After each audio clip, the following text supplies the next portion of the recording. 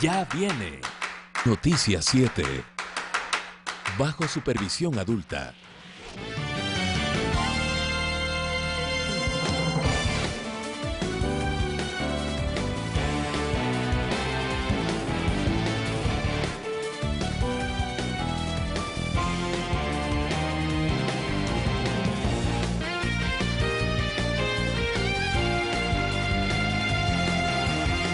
¿Qué tal, amigos? Muy buenas noches, bienvenidos a Noticias 7. Les contamos que para el mes de abril del 2017, el 100% de los albergues instalados en las zonas afectadas por el terremoto dejarán de funcionar. Así al menos lo anunció un funcionario de Estado. Más adelante se lo vamos a contar con todos los detalles. Así iniciamos. Bienvenidos.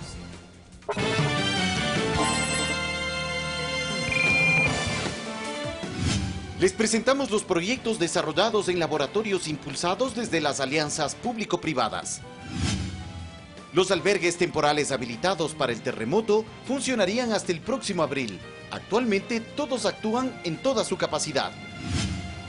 Se realizó una encuesta para medir los factores de riesgo de enfermedades como la diabetes y el cáncer. Les contamos los detalles. Y en lo internacional, Danilo Medina fue posesionado para su segundo mandato como presidente de República Dominicana. Y las alianzas pública-privadas permiten promover oportunidades de desarrollo que son de emprendimientos. Por ejemplo, el vicepresidente de la República, Jorge Glass, constató los proyectos que son ideados desde el primer laboratorio de fabricación del Ecuador.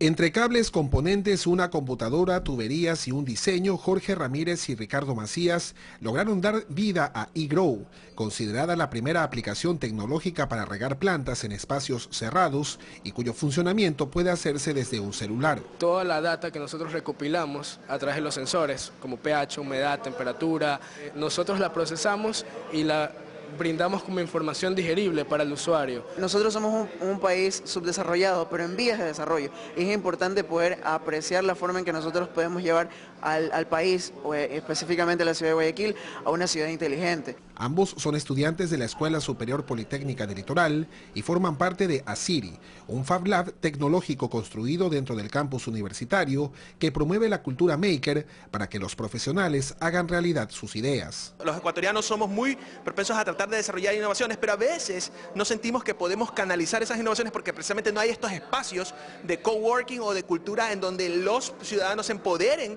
de sus desarrollos y de sus diseños. Donde un estudiante o un profesional que quiera crear algo, que quiera hacer algo, pueda venir y tenga todas las herramientas para hacerlo. En este sitio, que nació a inicios de agosto, se dan forma a 4 emprendimientos. Sus creadores ven en el gobierno un aliado fundamental para promover sus innovaciones. Esto es un ecosistema de innovación y ellos no se quedan hasta aquí. Van por más, van por el Fab Lab industrial y ya buscaremos la forma desde lo público también fomentar este tipo de ecosistemas de innovación que tienen que convertirse en ecosistemas de producción de cosas nuevas. ASIRI, que en quichua significa sonrisa, aspira a expandirse a otras ciudades del país y sellar alianzas de cooperación público-privada para la creación a gran escala de bienes tecnológicos a corto y mediano plazo. En Guayaquil, César Eduarte, Ecuador TV. Y precisamente el vicepresidente Jorge Glass y el ministro de Minería Javier Córdoba aseguraron que los proyectos mineros Río Blanco y Loma Larga en Azuay no tendrán impacto ambiental, pues las empresas concesionarias deben cumplir con las normas que exige el Estado ecuatoriano para la minería responsable. Azuay es una provincia rica en minerales. Los proyectos estratégicos existentes son Río Blanco y Loma Larga, de donde se obtendría oro, plata y cobre. Río Blanco tiene un yacimiento de 605.000 onzas de oro y 4.307.000 onzas de plata. El vicepresidente Jorge Glass aseguró que la producción de Río Blanco no afectará al medio ambiente. Los controles ambientales serán los más estrictos, el control del agua será permanente en una zona donde no hay acuíferos y donde además no se va a usar ni cianuro ni mercurio. Igual aseveración la hace el ministro de Minería Javier Córdoba.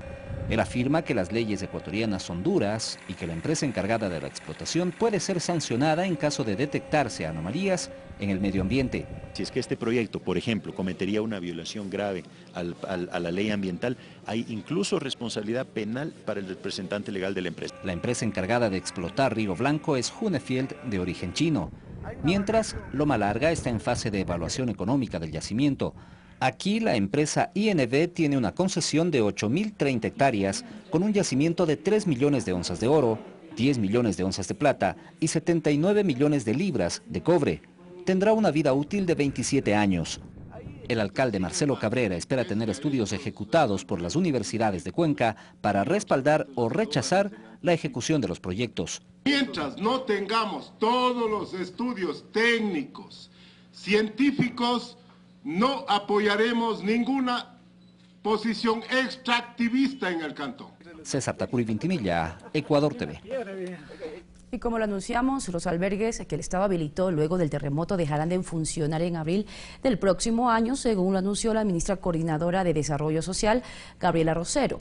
130 días luego de este trágico episodio de la historia nacional, estos lugares de refugio siguen funcionando en toda su capacidad. De acuerdo a lo que han informado las autoridades del Frente Social, quienes forman parte del Comité de Reconstrucción, hasta la fecha se han entregado 15.000 bonos de vivienda, ya sea para reconstrucción parcial o edificación de nuevas viviendas. El plan de las autoridades es que el mayor número de personas accedan a este beneficio para que en diciembre de este año y en marzo del 2017 se asignen el mayor número de viviendas posibles. El objetivo es que desde abril del próximo año, los 25 albergues que hasta el momento funcionan con regularidad se cierren definitivamente. Y ellos deben seguir funcionando hasta que podamos cerrar, o sea, ya no tengan ningún damnificado ahí. Bueno, hemos pensado que al menos estará un año, por lo cual todo lo que tiene que ver con los bonos se irán ajustando para poder lograr ese objetivo. ¿Hasta abril del próximo año? ¿Perdón? Hasta abril del próximo año. Hasta abril del próximo año.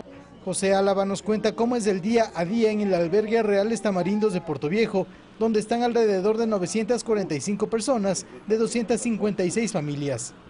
Aquí estamos nosotros por lo que más necesitamos, tener un lugar estable donde poder vivir, y eso estamos esperando.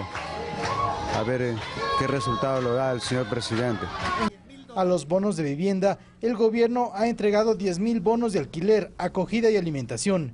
Se trabaja con fuerza para fortalecer esta tarea en las zonas rurales de las provincias afectadas por el terremoto. Javier Ceballos, Ecuador TV. Mientras tanto, las autoridades de Ecuador y Japón mantienen la coordinación y cooperación para sacar adelante el proyecto de mejoramiento de la capacidad de monitoreo de terremotos y de tsunamis.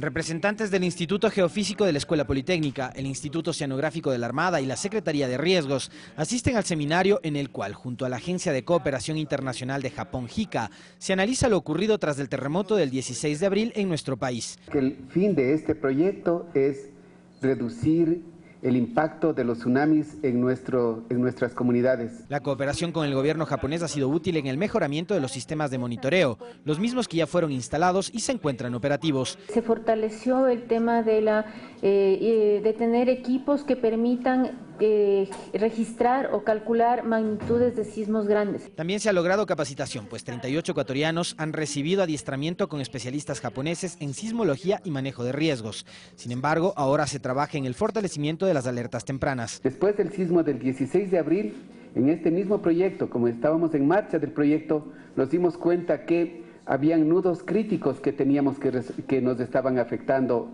al desempeño adecuado. Uno de esos nudos críticos fue la comunicación. En el Ecuador debe cambiar la cultura de prevención. Sin duda, el evento del 16 de abril marcó un antes y un después, y los ciudadanos deben mejorar su capacidad de respuesta ante posibles desastres naturales, considerando la ubicación geográfica de nuestro país. Porque el hecho de que estemos en el Círculo de Fuego del Pacífico, nuestro país, estamos expuestos no solo a los sismos que se generen frente a nuestras costas, sino a los sismos que generen en las costas japonesas, en el Asia. Alexis Moncayo, Ecuador TV. Y también les contamos que en Ecuador y por primera vez en las Américas se aplicó una encuesta que permite medir los factores de riesgo de enfermedades crónicas como son la diabetes y también el cáncer. El resultado de la medición servirá para mejorar el servicio de salud en nuestro país. Para el fortalecimiento de la atención primaria en salud, el Ministerio implementó durante un mes una encuesta con el aval de la Organización Panamericana de la Salud y la Organización Mundial de la Salud. Las STEPS, como se denomina, permiten recopilar datos y medir factores de riesgo de las enfermedades crónicas. Comienzan con el sufrimiento fetal, o comienzan con la lactancia, pero comienzan también con todos los hábitos de los niños desde los 5 hasta los 18 años en términos del consumo de ultraprocesados, consumo excesivo de azúcares, la inactividad física. Se destaca que es la segunda vez a nivel mundial que se aplica esta herramienta, siendo la primera ocasión en las Américas. 25 encuestadores levantaron la muestra en la Ciudadela El Recreo del Cantón Durán. Más de 2.000 personas fueron consultadas sobre sus hábitos alimenticios, si hacen ejercicios, entre otras preguntas. El resultado serviría para diseñar planes de salud y prevenir las enfermedades no transmisibles. No habrá un sistema de salud que pueda ser sostenible si es que no prevenimos las enfermedades crónicas no transmisibles. Según los datos, el consumo de tabaco está por sobre el 12% de la población encuestada. El 24.6% consume alcohol, mientras que el 96.4% no come ninguna fruta en el día y el 70.8% no realiza ninguna actividad física. Estos resultados explican el comportamiento de estos factores de riesgo en un contexto como Durán, en un contexto como incluso muchos sectores de la zona 8. Se enfatiza que sobre todo debe aplicarse la corresponsabilidad ciudadana para que sean los protagonistas de sus estilos de vida con hábitos saludables, que los alejen de enfermedades cardiovasculares, pulmonares, también de la diabetes y el cáncer. Mirta Carrillo, Ecuador TV. Momento de hacer nuestra primera pausa, pero al regresar vamos a hablar sobre los detalles de la posesión del presidente Danilo Medina, presidente de República Dominicana, quien tomó juramentación de su segundo periodo. Los detalles al volver.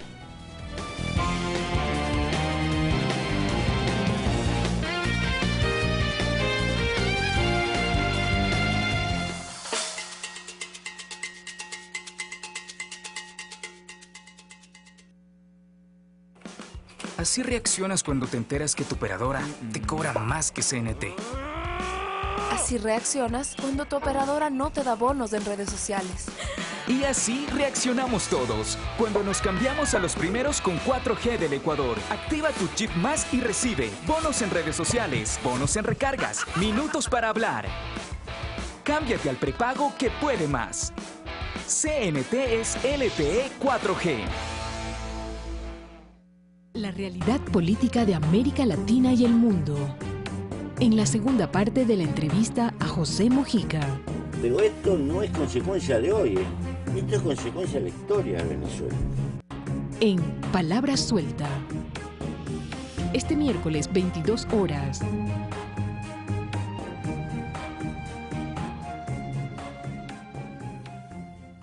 Este es un programa acerca de su cerebro y su cuerpo. Jugaremos con sus mentes mientras los llevamos por una serie de juegos y experimentos diseñados para revelar cómo su cuerpo está a menudo a la merced de su cerebro y cómo su cerebro puede ser engañado por su cuerpo. Y si juegan con nosotros, aprenderán los secretos de la conexión de la mente y el cuerpo. Nat Geo nos trae Juegos Mentales. Hoy, 20 horas. Ecuador TV, somos todos.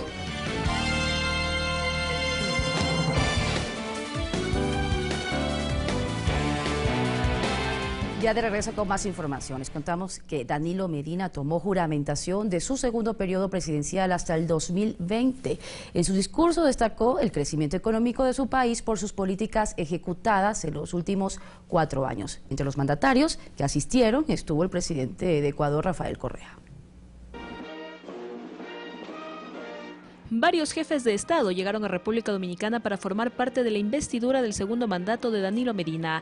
Entre los asistentes estuvo el presidente de Ecuador, Rafael Correa, quien llegó acompañado de varios funcionarios de Estado y ofreció declaraciones para la prensa internacional. A la ceremonia también asistieron los mandatarios Nicolás Maduro de Venezuela, Evo Morales de Bolivia y delegados de países latinoamericanos y europeos. Juro ante Dios y ante el pueblo.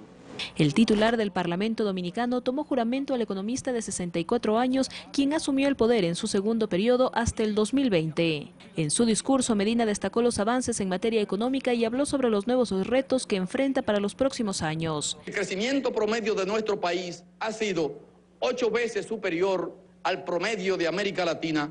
Prometo que dedicaré los próximos 4 años a servir a nuestra patria. Vamos a poner en marcha un plan integral de superación de la pobreza extrema. La posesión de Medina coincide con el aniversario número 153 de la gesta de restauración, calificada como la segunda independencia, razón por la que se pidió que todos los asistentes vistan de blanco. Fanny Lara, Ecuador TV. Y la ministra de Justicia, Lady Zúñiga, negó que Roberto Isaías Dazum sea un perseguido político, como él asegura. La funcionaria dice que son interpretaciones fantasiosas del informe de las Naciones Unidas sobre este caso de los exdueños del quebrado Filambanco. Las aseveraciones de Roberto Isaías Dazum y su abogado Jorge Zavala, quienes en una entrevista realizada por Diario de las Américas de Miami aseguran ser víctimas de una persecución política en Ecuador, fueron respondidas por la ministra de Justicia, Lady Zúñiga. El Comité de Derechos Humanos ha sido muy claro. El informe del comité incluso se encuentra colgado en nuestra página web para que la ciudadanía lo pueda leer directamente y no podamos caer en este tipo de interpretaciones fantasiosas que se están haciendo del informe. Y es que justamente el informe del Comité de Derechos Humanos de la Organización de las Naciones Unidas es el sustento para las afirmaciones del expropietario de Filambanco y su defensor. Después de este veredicto, me siento que han reconocido mis derechos. El dictamen del Comité de Derechos Humanos de la ONU es algo que se conoce como una decisión cuasi judicial. El comité no tiene carácter jurisdiccional, no son jueces los que emiten la decisión del comité. Sobre este último punto, el abogado y exgerente de la extinta Agencia de Garantía de Depósitos, Carlos Bravo, no solo que está de acuerdo, sino también amplía detalles de las conclusiones del documento, el cual en ningún momento desconoce lo actuado por la justicia ecuatoriana. Los de Isaías fueron al comité por lana, como han ido siempre por lana, que es lo que les encanta, pero en este caso salieron trasquilados, porque ese dictamen es contundente referente al tema penal. Roberto y William Isaías Dazum fueron condenados a 8 años de prisión tras ser declarados culpables por el delito de peculado bancario. ¿Y qué es lo que deberían estar haciendo? Cumpliendo esa condena.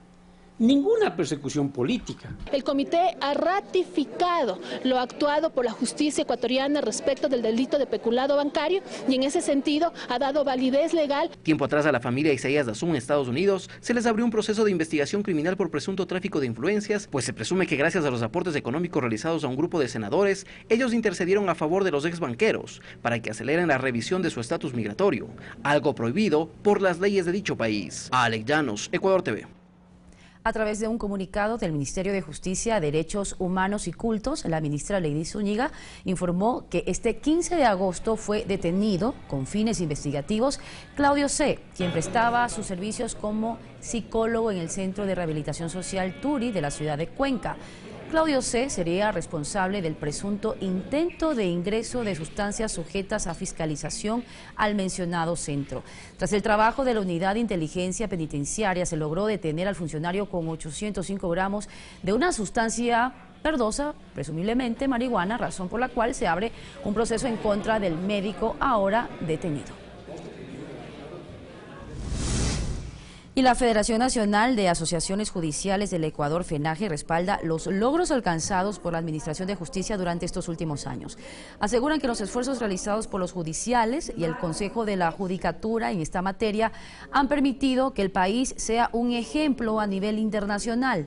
La FENAGE rechaza las aseveraciones de ciertos actores políticos que desprestigian el sistema de justicia ecuatoriano y desconocen los reconocimientos que reciben por cumplir con transparencia este trabajo. Además, ratifican su compromiso por defender estos derechos imprescindibles para un adecuado funcionamiento en esta rama.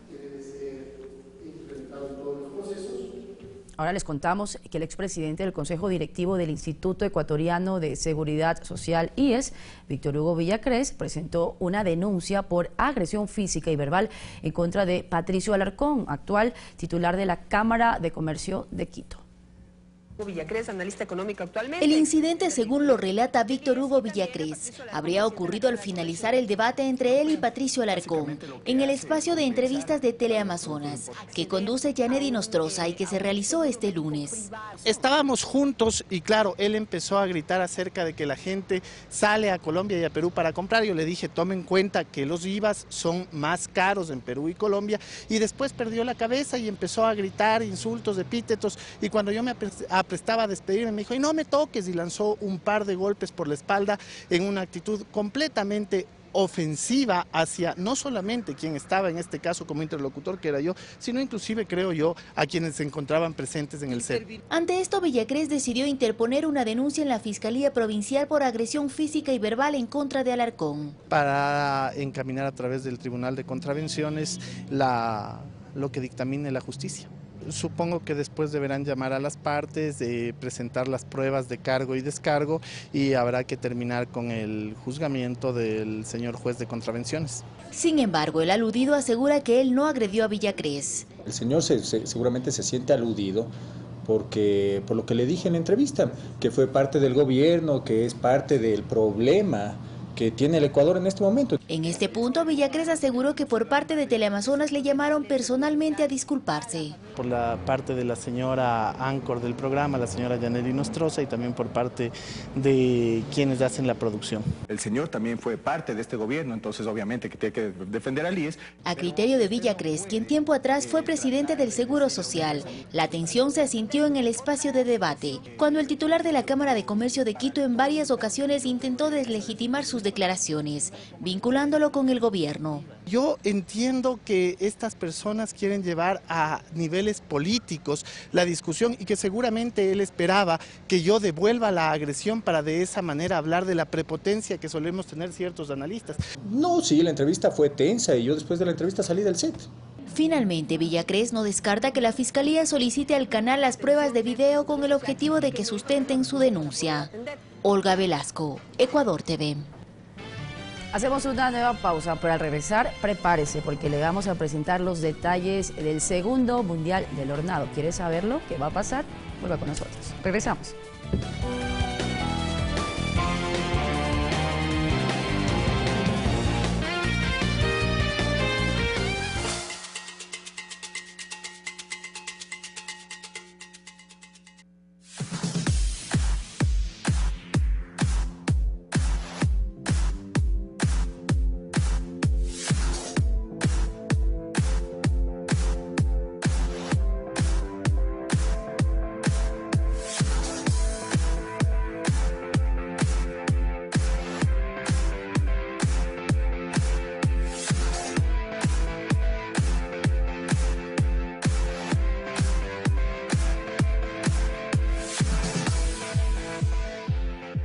Ayer contratamos Claro Hogar y hemos tenido una experiencia buenísima.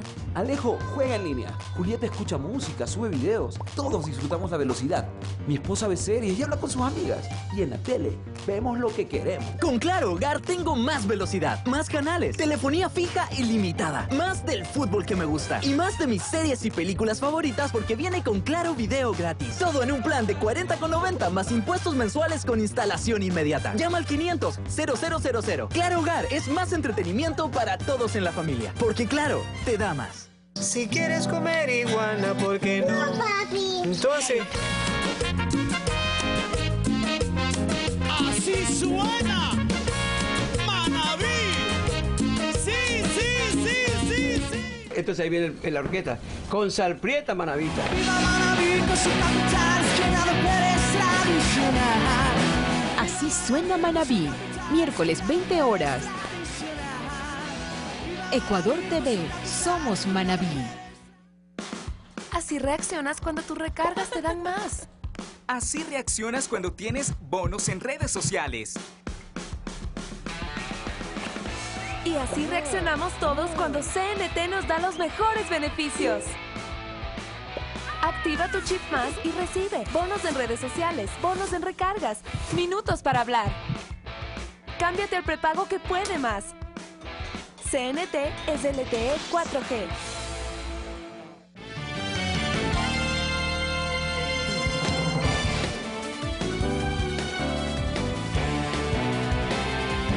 Y regreso con más noticias. Les contamos ahora que cientos de devotos de la parte sur del Ecuador comienzan a viajar a Loja con el propósito de visitar a la Virgen del Cisne, conocida como la Churonita. Cientos de devotos de la Virgen del Cisne se disponen a viajar hacia el santuario de la Churona. La fe que la Santísima mueve sobre ellos es tal que cumplen la promesa de acompañarla cada año. Viajando al santuario como 10 años, pero caminando con este año 5 años. Claro, para la salud, para la familia. Créase lo que soy bautizada ya. Ya es de mis padres, de mis abuelos y seguimos nuestra generación con mis hermanos, mis hijos. Ahora vamos a seguir yendo de la Virgencita.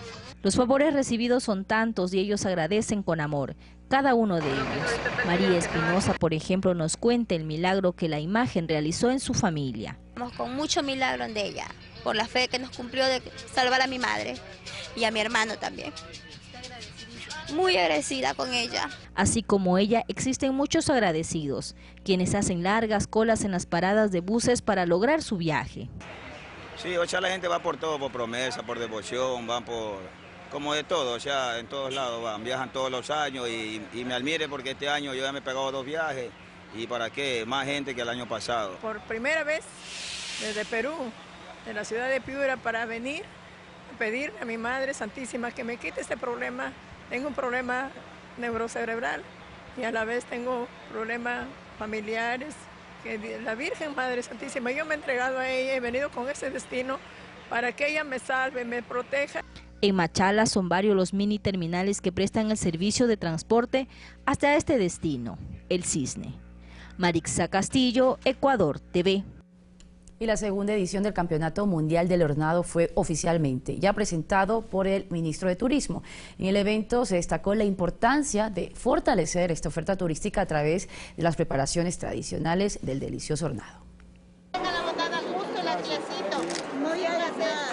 Ecuador, referente gastronómico de Latinoamérica. Ese es el objetivo que se persigue con el impulso de la oferta turística a través de las diferentes preparaciones tradicionales del hornado a escala nacional. Lo inaccesible no es lo más representativo. Las cocinas populares de los mercados de vivanderas y de carretera son los que hacen la identidad de un pueblo.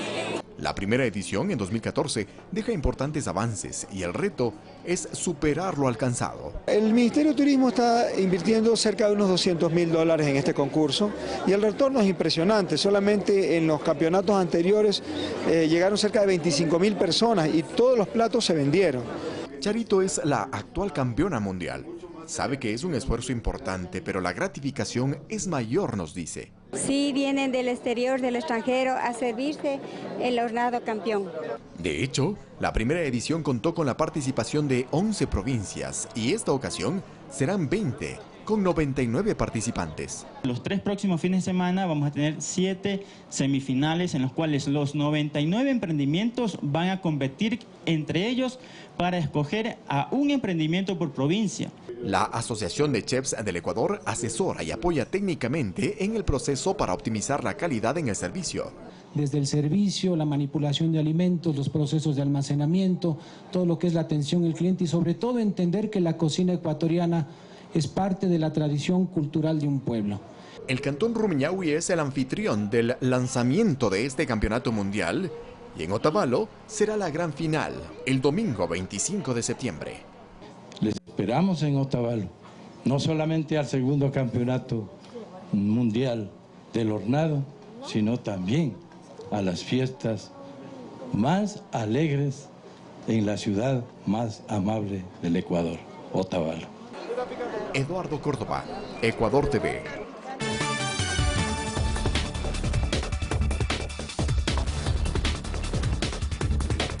Y avanzan por buen camino los diálogos de paz entre el gobierno de Colombia y las FARC. Además, 30 personas muertas dejan los ataques aéreos en Alepo, Siria. 4 ministros se incorporarán a la mesa de negociaciones con las Fuerzas Armadas Revolucionarias de Colombia, FARC, para acelerar la firma del acuerdo final de paz. Esto mientras culminaron las visitas técnicas a los diferentes municipios en los que se ubicarán los miembros de la guerrilla ante el proceso de dejación de armas y desmovilización. La policía colombiana se apoderó de más de 5 toneladas de cocaína enterradas en un laboratorio clandestino abandonado en la selva de Nariño, 300 kilómetros al noreste de Bogotá. En total son 164 paquetes decomisados por la Fuerza Aérea y las Fuerzas Especiales. Ninguna persona fue detenida durante el operativo. 49 mujeres embarazadas han dado positivo por Zika en la ciudad de Nueva York desde abril. Y un bebé ha nacido con microcefalia debido al virus transmitido por mosquitos, según información de las autoridades. El alcalde Bill de Blasio dijo además que se invertirán $21 millones para proteger a los ciudadanos de esta enfermedad. Al menos 40.000 viviendas fueron dañadas y 10 personas murieron por las inundaciones en Luisiana, Estados Unidos. Así lo dio a conocer el gobernador del estado tras realizar una evaluación del desastre. Desde el pasado viernes, un torrente de agua inundó la parte sur del estado por 48 horas, dejando a varias casas y locales bajo el agua. 19 civiles y 12 combatientes murieron tras bombardeos aéreos de las tropas leales al régimen sirio contra 2 barrios de la ciudad de Alepo en Siria, que están en manos de la oposición. La cifra final de fallecidos puede aumentar debido a la gran cantidad de heridos y de personas que están desaparecidas bajo los escombros de las viviendas. Fernanda de la Bastida, Ecuador TV. Y bien, aquí finalizamos este informativo. Gracias por su compañía. Recuerden, más noticias, 9 de la noche, los esperamos. Pasen bien.